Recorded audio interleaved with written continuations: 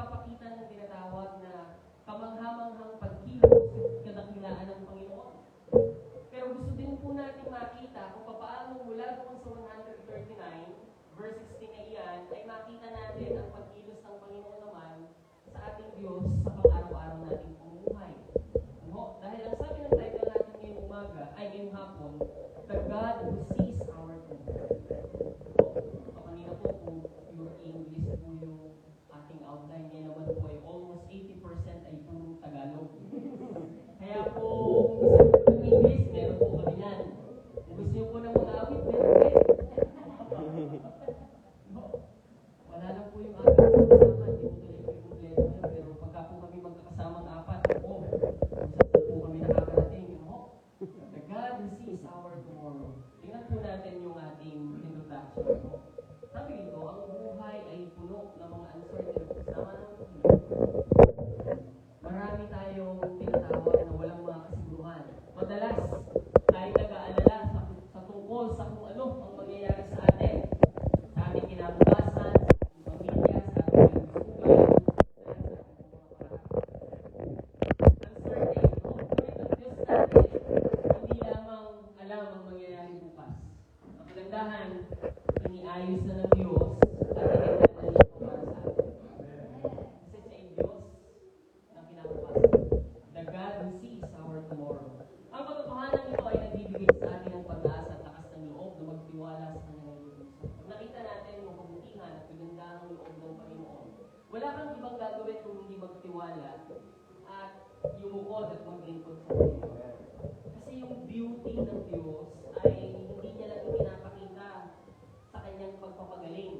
Hindi niya lang ipinapakita sa kanyang punong-puno ng pagpapalang material. Ito rin ay ipinapakita niya sa kung ano yung nangyayari at kung ano yung nangyayari.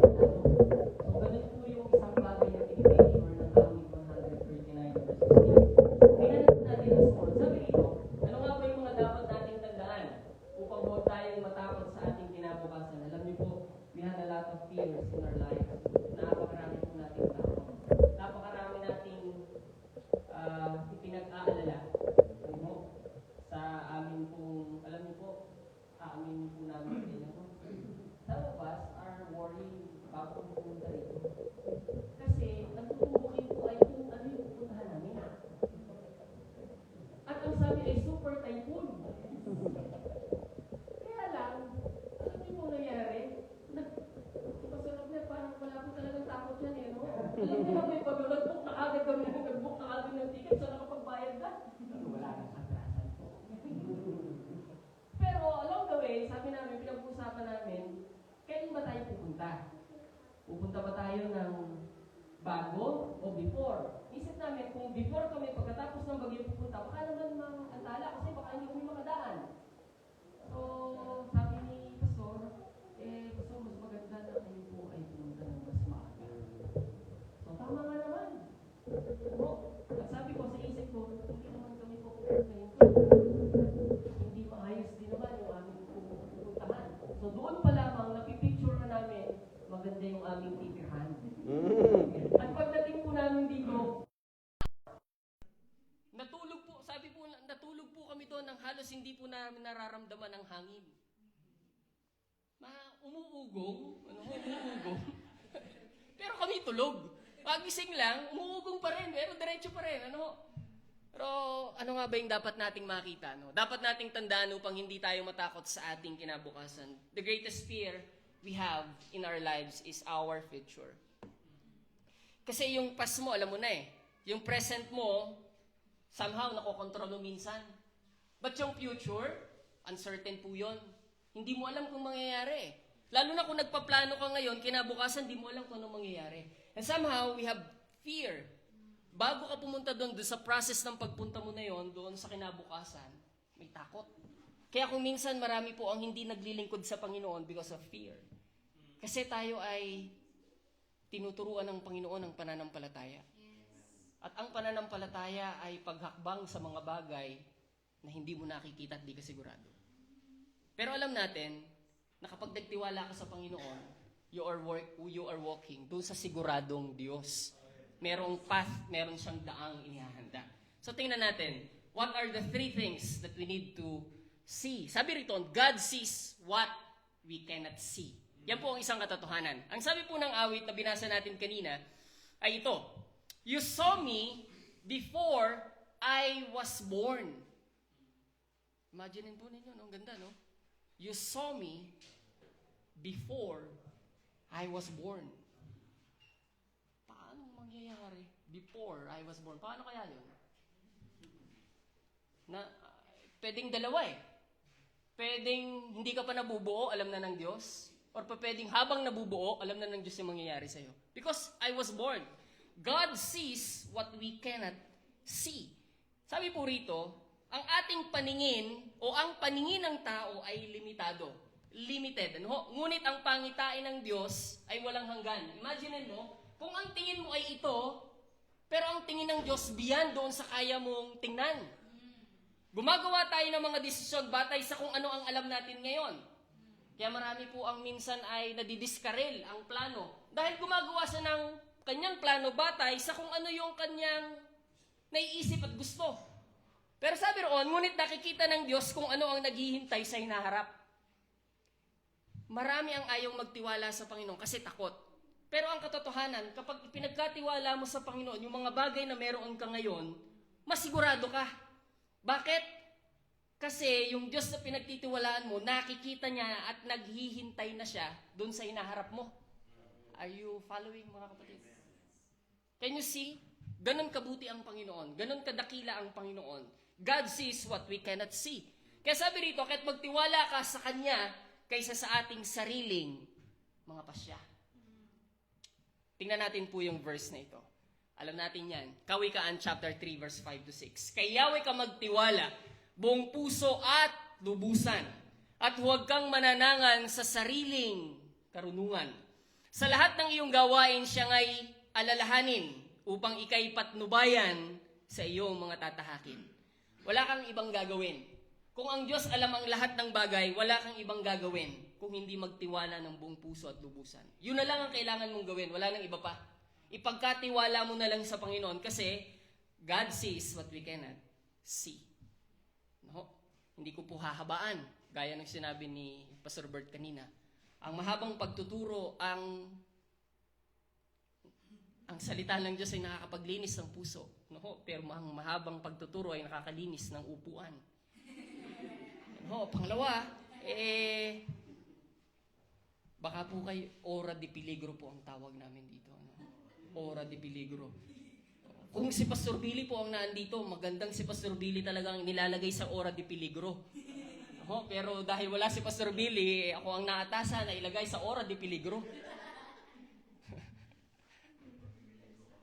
Second, tingnan po natin yung second. Ano nga yung dapat nating tandaan? God holds tomorrow in His hands. God holds tomorrow in His hands. Sabi rito, ang mga plano ng Diyos ay hindi basta-basta.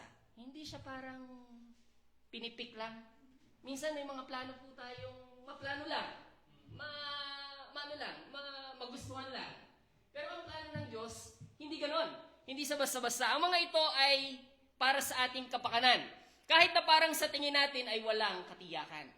Sa tingin natin yon. Because our eyes is limited. Ang pag-iisip natin, ang kakayanan natin ay limitado.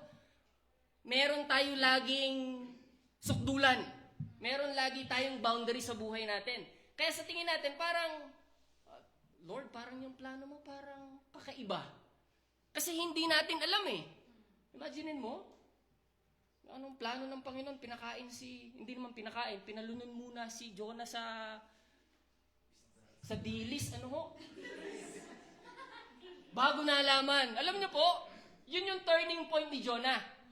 Nandun sa loob ng tiyan ng tuyo. Wala kasing binanggit na na isda, kaya nag-iimbento na lang po ako. Pero huwag niyo pong gagayahin, Imaginin po ninyo, na-realize ni Jonah na yung plano ng Panginoon, nung nandun na siya sa tiyan ng malaking isda. Imaginin mo, yung plano ng Panginoon, pwede namang bago kainin, bago lulunin, malaman niya na kagad yung plano. Pero bakit ginawa pa ng Panginoon doon? It's part of God's plan. At nakita natin yung resulta ng plano ng Panginoon na yun. Ang Ninive ay nagrepent sa Panginoon at kumilala sa Diyos. Hindi basta-basta yung plano ng Panginoon, ano? Makikita natin, hindi basta-basta. Meron talaga siyang direksyon at meron siyang finite. Meron siya ibig sabihin na tama, right path para po sa atin. Ano ho? Siya ay nauna na. Itong maganda. Siya ay nauna na sa kinabukasan na ating inaalala ngayon. Because God is a God who sees tomorrow. Siya ay Diyos na nauna na doon sa inaalala natin ngayon. Kung inaalala natin yung bukas, nauna na siya doon. Imagine mo, no? That's how God, yung powerful ng Panginoon, yung pagiging omniscient niya, yung pagiging omnipresence niya. Yung pagiging Diyos ng Panginoon na hindi lang Diyos ng sa ngayon. Diyos sa noon, Diyos sa ngayon, at Diyos sa kinabukasan. Ang tingin natin sa ating pong history ay parang alam lang natin ang past, alam natin ang present. Pero kailangan din natin malalaman ang future. Pero ang tingin ng Diyos, lahat yun ay ayos na. Nakikita ng Panginoon ang past, nakikita ng Panginoon ang present, nakikita ng Diyos ang future. Imagine mo, no? Kaya kung ikaw ay nag-aalala ngayon, dahil baka hindi ka tulungan ng Panginoon, nagkakamali ka. Kasi ang Diyos ay nauna na sa iyo. Doon sa kinabukasan na inaalala mo ngayon. Isang mabuti at dakila ang atin pong Diyos. Sabi rito, tingnan natin. Mangangaral chapter 3 verse 11. Iniangkop, imagine niyo po yung word na yan. Iniangkop niya ang lahat ng bagay sa tamang kapanahunan. Ang tao'y binigyan niya ng pagnanasang alamin ang bukas, ngunit hindi binigyan ng pagkaunawa sa ginawa ng Diyos mula pa simula hanggang sa wakas. Meron tayong kakayanang alamin ang kinabukasan. Magplano ngayon para malaman ang kinabukasan. Meron kang pinaplano ngayon for the certain period na ito mangyayari sa akin. At somehow, nangyayari nga dahil pinalano mo ngayon. Pero ang sabi ng salita ng Panginoon, iniangkop niya ang lahat ng bagay sa tamang kapanahunan. Yung palang kaalaman na yon, ibinigay sa iyo lang ng Diyos. Pero ang isang bagay na ginawa ng Panginoon para hindi tayo lubusang magmayabang at magmataas sa atin pong mga sariling kakayanan, ay hindi niya ginawang malaman mo ang simula at hanggang wakas. Kasi pag alam na natin yung hanggang wakas, di ka na magtitiwala sa Panginoon. Because you can manipulate everything. Alam mo na eh. Di ba? Ganyan tayo minsan, mga kapatid. Pagka alam mo yung isang bagay, parang ang hirap ang tumakbo sa Panginoon. Kasi somehow kaya mo pang i-manipulate yung situation eh. Ay, kaya ko pa yan. Kaya ko pa yan. Pero pag wala ka ng alam, pag wala ka ng kakayan, pag desperado ka na sa kanino ka lumalapit, alam po ninyo, minsan ang daming natatagpuan ng Diyos kung kailan sa panahon siya ay lubok na lubok na. Yung nasa kulungan na siya, yung nasa karamdaman na siya, o kaya nasa kulungan, kung nasa ang bagay nahihirapan na, tsaka niya lang naiintindihan. Alam mo po kung bakit? Kasi pumupunta na siya doon sa saktulan. Wala na siyang kakayanan. Alam niyo po, that's the nature of man. That's the nature. Nature natin na mag-control ng situation hanggat kaya nating kontrolin. Kasi meron kang kakayanan eh. Meron kang kakayanan i-manipulate somehow. Yung bagay na kinalatak, pagka may problema ka, kaya ko pa. Pero kapag hindi mo na alam yung sagot sa problema, saka ka palang humihingi ng tulong eh. Kaya lang hindi ganun ang itinuturo sa atin ng Panginoon. In every situation of life, we need to ask the Lord. Kahit na parang alam mo na. Kahit na parang kaya mo na. Pero sinasabi ng salita ng Panginoon, you need to put your faith in the Lord. Magtiwala. Bakit? Kasi iniangkop niya ang lahat ng bagay sa tamang kapanahunan. Ang ganda, no, mga kapatid? Ang ganda nung iniangkop niya ang lahat ng bagay sa tamang kapanahunan. So yung mga nangyayari sa buhay mo, kung siguro ay pangit or hindi maganda, magtiwala ka lang sa Panginoon. Alam niyo pong pangyayari kay Joseph? Si Joseph, hindi niya nakita ang pangit yung nangyari sa kanyang buhay, bagamat siya ay inihulog sa bangin, ibinenta, napagbintang ang rapist, ikinulong. Pero at the end of the day, ang sabi niya sa kanyang mga kapatid, ipinauna ako ng Panginoon dito para ma-preserve yung ating lahi. Alam niyo po yung buhay ni Joseph? Habang si Joseph ay lumalayo sa kanyang tahanan papunta sa Egypto, lumalapit naman siya ng lumalapit sa plano ng Diyos sa kanyang buhay. Palayo siya ng palayo sa kanyang tahanan, palayo siya ng palayo sa kanyang pamilya. Dahil grabe yung kanyang pinagdadaanan eh. Pero habang siya po ay dumadaan sa prosesong iyon ng paghahanda ng Panginoon sa kanya, papalapit naman siya ng papalapit doon sa nais na mangyari ng Diyos sa kanyang buhay. And at the end, naging governor siya ng Egypt. Imagine mo, no? Minsan nagtatanong tayo kasi hindi natin alam eh. Natural, mga kapatid. That's part of being a human. Na tayo po ay magtanong kapag tayo ay nahihirapan. Hindi naman masamang magtanong eh. Kaya lang, wag ka namang magtanong na para bang walang kakayanan ng Lord kapag ka nagtatanong ka. Di ba? That's part of being human. Minsan umiiyak talaga tayo kapag ka tayo ay nahihirapan. That's part. Pero alam niyo isang bagay na nakita ko po sa buhay ni Joseph, habang dumadaan siya dun sa process na iyon, ang sabi ng salita ng Panginoon, the Lord was with him. Hindi niya kinalimutan ng Panginoon. Habang siya po ay dumadaan sa iba't ibang pagsubok ng buhay, hindi niya nakakalimutan ng Diyos. At marami sa atin kung minsan, kapag dumadaan tayo sa bigat at sandamakmak na problema, nakakalimutan natin ang Panginoon.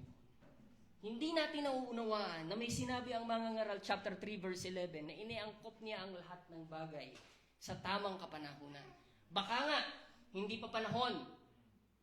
Baka may tamang panahon.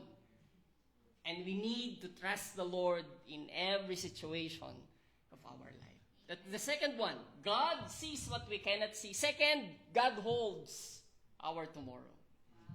God holds tomorrow in His hands.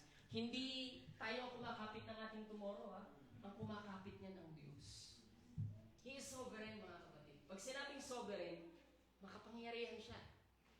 Walang kayang gumiba ng mga bagay na yun. He holds. If we trust in Him, then our life is in His hand. Nasa kanyang mga kamay. Sabi ko po sa inyo ay mabilis lamang po ako. Pangatlo na po ito. And this is the last. This is the last. Una, God sees what we cannot see. God holds tomorrow in His hands. Pangatlo, God prepare us for the future He sees. Kaya kung minsan maunawaan natin mga kapatid na yung mga pagsubok na dumarating sa atin, hindi naman yun pagpapahirap, kung minsan yun ay paghahanda. Alam pong sabi ni James, count it all joy. Ibilang mo na kagalakan yung mga pagsubok na dumarating sa iyo. In 1 Corinthians chapter 10 verse 13, sabi po ron, wala pang pagsubok na ano pong sabi ron? Walang pagsubok na hindi dinaanan ng lahat ng tao. At ang sa bandang huli, God gives us a way of escape. Although dumadaan tayo sa mga problema ang ating pinagdaraanan, pero ang Diyos din ang nagbibigay ng way of escape. Anong way of escape? Siya rin ang nagbibigay ng daan para makaligtas ka doon sa problemang iyong pinagdaraanan. That's how God is good in our lives. Ganon kabuti ang Panginoon, mga kapatid. Isang bagay na pagka nakita po natin yung kabutihan ng Panginoon na yun, doon natin maiintindihan, Lord, masarap palang maglingkod sa iyo. Masarap palang maglingkod sa kabila ng merong mga pinagdaraanan. Alam niyo po ang isang puno, pagka siya ay pinutol, makikita niyo po yung bilog-bilog, ano? Yun pala yung years noong bawat puno na iyon. Bawat tagala. Minsan makikita po niyo, bago siya maging magandang upuan, ang puno, ilang bagyo ang dumaan sa kanya. Yung bagyo yung somehow nagpapatibay doon sa puno para tumatag. Ano mo? Kasi wala namang ganito lang kalaki na nara, puputulin, tapos gagawing upuan. Eh baka, di ka pa naupo, wasak na yung uupuan mo. Oo, toothpick lang. Baka nga kahit toothpick, hindi pa magamit. Ano ho? Naalala ko kasi yung aking tsuhen ay pinutol niya yung nara. Nang wala pa sa tamang kapanahunan. Alam niyo po, umano siya. Nagbiyak-biyak siya, tsaka nagbalaktot. Sa unang paglalagari, o yung paglalabra, tawag po sa Tagalog ay paglalabra. Dito po ba'y labra din? Hindi niyo po alam. Yung labra. Yun. Buti na lang tinanong ko. Yung paglalabra po yung pagpapower sa nung pagtatabla. Maganda siya nung una. Pero dahil pinutol sa pilit, hindi siya nagamit. Tinambak lang siya. Sayang lang ano? Alam niyo po yung butterfly. Diba meron siyang cocoon? Cocoon nga ba? Cocoon nga ba tawag doon? Parang natsulok na ganyan.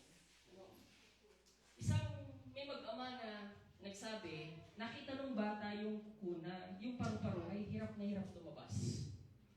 Doon sa cocoon. Hirap na hirap siyang lumabas.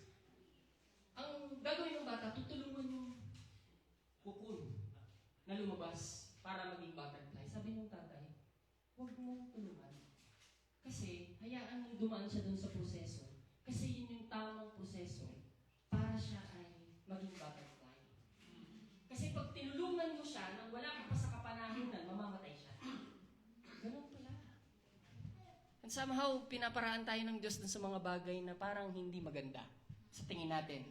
Pero sa plano ng Panginoon, maganda eh.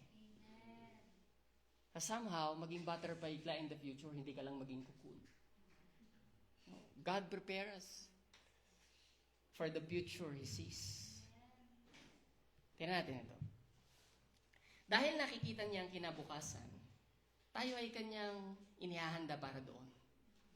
Kahit na kung minsan, ang ginagamit niyang paraan ay pagsubok. Mga kapatid, pagsubok hindi po pagtukso. Magkaiba po yun. Kailanman, sabi ng James, ang Diyos ay hindi natutukso at nanunukso. Kailanman, hindi tayo pinaparaan ganito. Somehow, ginagamit ng Panginoon yung pagsubok for us to learn something. Alam niyo po yung diamond? Yung diamond pala, kaya siya kumikinang, kailangan siyang tapyasin. Kasi pagka nakita mo pala yung diamond sa lupa, bare lang siya, parang wala siyang kinang. So para siya ay magkaroon ng kinang, kailangan tapyasin.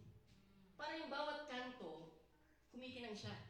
Kasama ako sa buhay po natin, minsan maraming tinatapyas si Lord para kuminang ka. Minsan ang daming kailangang tapyasin at ayusin para in the end, yung inihahandang future sa atin ng Panginoon, mas maganda. Ang iyong pinagdadaanan ngayon ay maaaring paghahanda sa iyo ng Diyos para patatagin ka sa pagharap mo sa kinabukasan. Ulitin ko ulit. Ang iyong pinagdadaanan ngayon ay maaaring paghahanda sa iyo ng Diyos para patatagin ka sa pagharap mo sa kinabukasan. Isang encouragement, mga kapatid, na minsan nalilimutan kasi natin eh. Ang Diyos ay nasa langit at tayo ay nasa lupa. Kung minsan, pag tayo ay dumadaan sa pagsubok, nakatingin tayo sa lupa, hindi sa Diyos. Ano ang ibig sabihin? Minsan nakatingin tayo dun sa problemang pinagdadaanan. Para bang hindi mo nakikita ang picture ng Panginoon.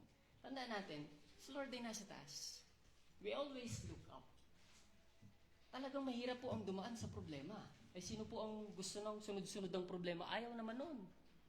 Pero lagi po natin tandaan, sometimes ginagamit ng Panginoon itong mga bagay na ito.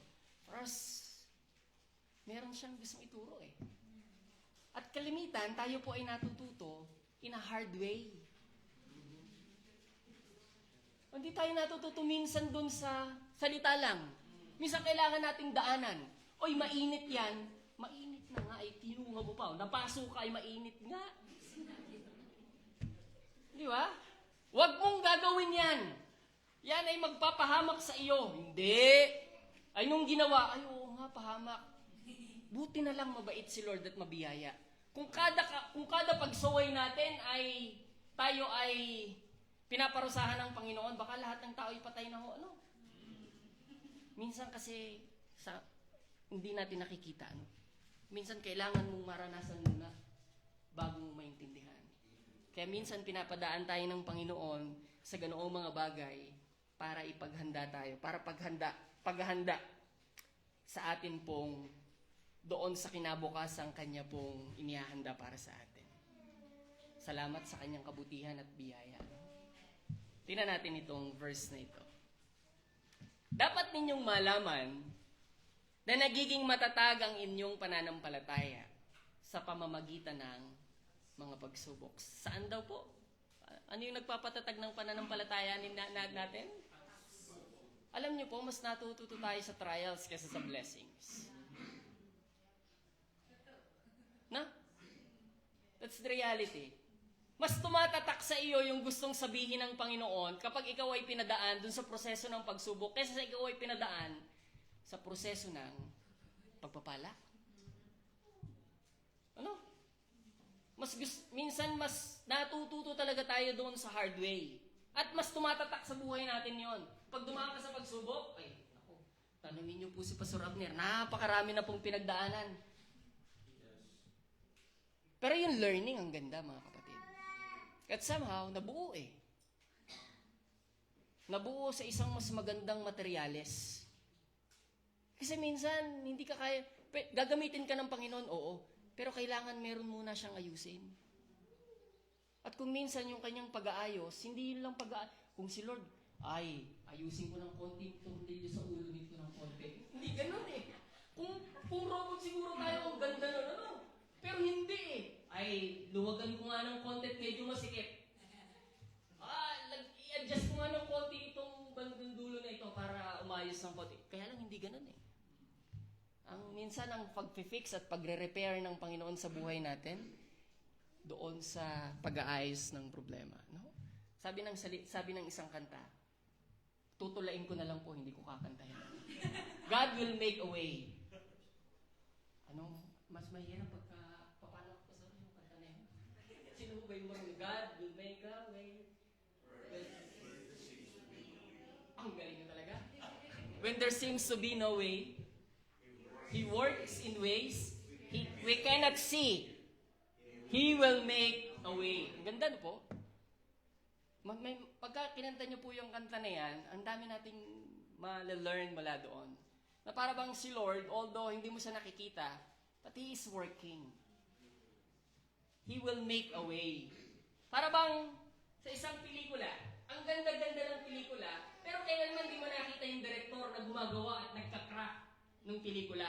Nag-aayos ng sound, nag-aayos ng, dapat dito ka, dapat dito ka. Hindi mo na siya nakikita, pero pag napanood mo, ang ganda nitong pelikula na to. Pero hindi natin nakikita yung director. Ang na-appreciate natin, yung mga karakter na gumagawa. Pero ang laki palang part ng director. Kasi siya yung nagka-craft, siya yung nagda-direct, siya yung nagga-guide. Para maintindihan natin at lumabas ng maganda yung pelikula. Hindi ba? Si Lord minsan ganyan eh. He works behind the scene. Minsan nga, hindi mo na siya napapasalamatan eh. Hindi mo na nga siya nakikita minsan. Hindi mo na nga siya na-appreciate minsan eh. Pero still, He is working in your life, behind the scene.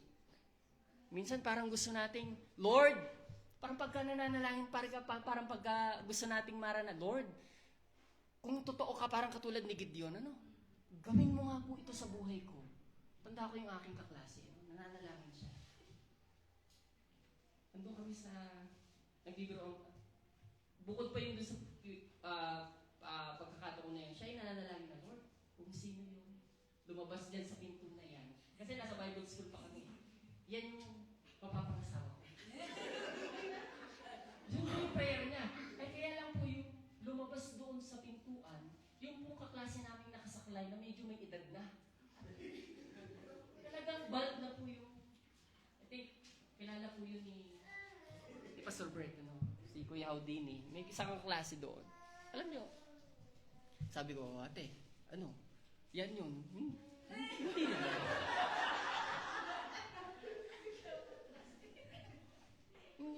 Hindi ganun si Lord. Hindi mo pa pwedeng, para patunayan niya yung pagka-Diyos na sa'yo, kailangan ipakita mo. Hindi. Siya ay mananatiling Diyos kahit ikaw ay wala. Kahit hindi ka nanalangin, mananatili siyang Diyos. Kaya ang paglapit sa Panginoon ay pagtitiwala, hindi pagdidiman. Hindi sa genie mga kapatid o vending machine. Lord bigyan niyo nga po ito, bibigyan kita ng 5 piso, bigyan niyo nga po ako ng Coke. Hindi ganun si Lord, hindi siya vending machine. Na kung ano yung kahilingan natin, i-insist natin para matanggap tayo mula sa Kanya. He works according to His ways. He works according to His will. And He works according to His plan. At ang sabi ng salita ng Panginoon, we have to trust in Him. Hindi ba? Magtiwala at ipagkatiwala ang lahat ng plano sa Kanya. Sabi roon, dapat ninyong malaman na nagiging matatag ang inyong pananampalataya sa pamamagitan ng mga pagsubok. At dapat kayong magpakatatag hanggang wakas upang kayo'y maging ganap at walang pagkukulang. Amen po ba mga kapatid? Ayan. Tingnan natin po yung panghuli. Conclusion. Sabi ko po sa inyo mabilis lamang po ako. Kasi po pagka ako ay hindi nagsabing mabilis, tumatagal po ako. Kaya kailangan sabihin no? Minsan sa church, sasabihin ko po sa kanila, mabilis lang ako. Paglabas ko, sasabihin ko po doon sa isang young people, doon sa isang yan po namin, mabilis ba ako? Hindi, pastor, ang tagal mo. Sa oras. Ganun na lang po kami minsan mag-usap dahil, siyempre, para mga kapatid po, kapamilya na po yung nando sa church. Sabi po rito, in conclusion, wag nating hayaan na tayo ay matakot dahil hindi natin alam ang mangyayari sa ating kinabukasan. Although, may fear, may worry. Pero, sabi po rito, bagkos buong puso tayong lumakad ng mayroong pananampalataya sa Diyos na nakakakita ng lahat ng bagay. Tayo ay magtiwala sa Kanya sapagkat hindi siya nang huhula sa kung ano ang mangyayari sa atin. Sapagkat siya ang gumagawa nito. Remember mga kapatid, God sees what we cannot see. God holds tomorrow, our tomorrow in His hand. Panghuli, God prepares us for the future He sees. Tayo po ay manalangin, magpasalamat sa Panginoon ngayong hapon. Aming Diyos, salamat sa iyong kabutihan. Salamat sa iyong pagpapala. Salamat sa iyong walang hanggan, Panginoon, na pag-ibig sa amin. Sometimes, Lord, we are stubborn. Minsan napakatigas po ng aming mga ulo.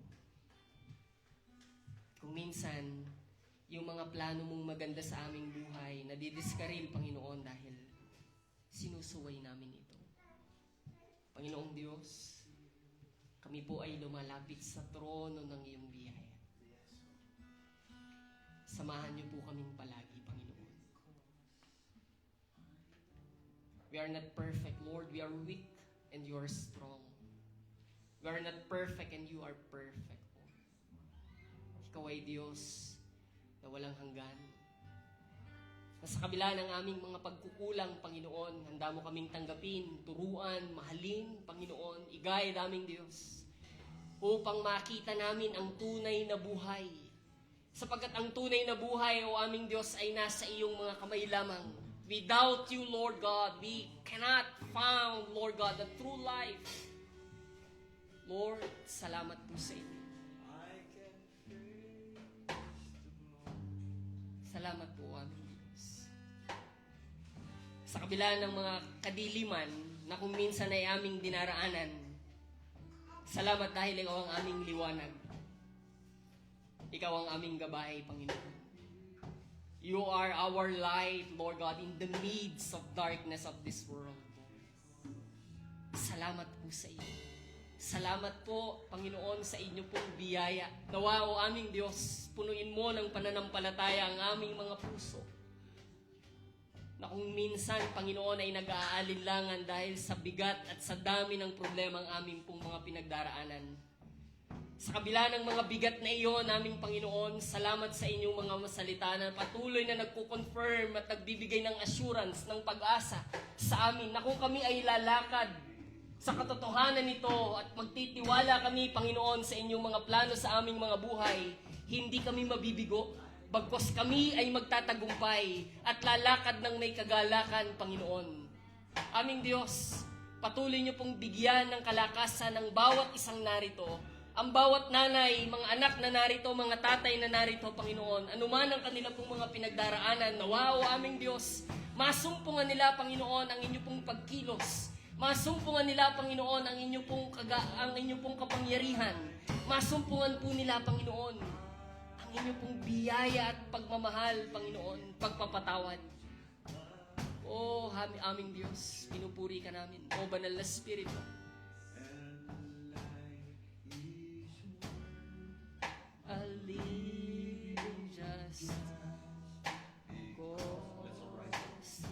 tayo pong lahat ay magsitayo mga kapatid. Let us praise the Lord this afternoon. Yes, Lord. Dahil ikaw ay buhay, kaya naming harapin sa ngayon, Panginoon, ang mga pagsubok namin pong daraanan. Dahil ikaw ay buhay, Panginoon, nakakatiyak kami ng aming katagumpayan sa kinabukasan. Dahil ikaw ay buhay, dahil ikaw ay buhay, Panginoon, mapupuno kami ng pag-asa, aming Diyos.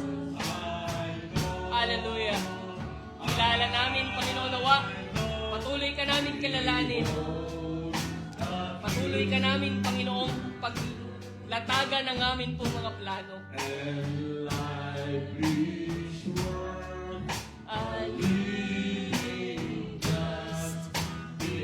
Ipagkapiwala ko sa pagbukas mo. Hallelujah. Sing the song. O, purihin ka, Panginoon. Because He lives, Hallelujah. I can face tomorrow. I can face tomorrow. Because He lives. All fear is gone. All fear is gone. And because I know He holds the future. And life is worth a living just because He lives. Hallelujah. Aming Diyos, salamat sa iyong gabay. Salamat dahil ikaw ay Diyos na buhay. At ang plano mo sa amin mabuti at perpekto, Panginoon. Nawa, o aming Diyos, makita ng aming mga puso nang may pananampalataya ang mga bagay na ito, Panginoon. Upang sa kahit kami man ay dumaan, Panginoon, sa kadiliman, mananatili kaming may pag-asa sapagkat ikaw ang aming liwanag, ikaw ang aming pag-asa, Panginoon. Salamat sa iyo. Pinupuri ka namin, pinapasalamatan ka namin. Sa inyo pong papuri, pasasalamat at pagsamba. Kung aming dalangin sa pangalan ng aming Panginoong Jesus. Amen.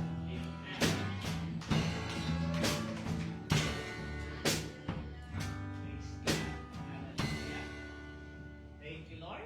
So, again, sa ating mga kapatid online, salamat sa panonood. And I believe, sabi nga, hindi aksidente kung bakit narinig mo yun, na ang Diyos, nakikita niya ang iyong kinabukasan. Kaya sabi, huwag tayong matakot. Magtiwala tayo sa Panginoon.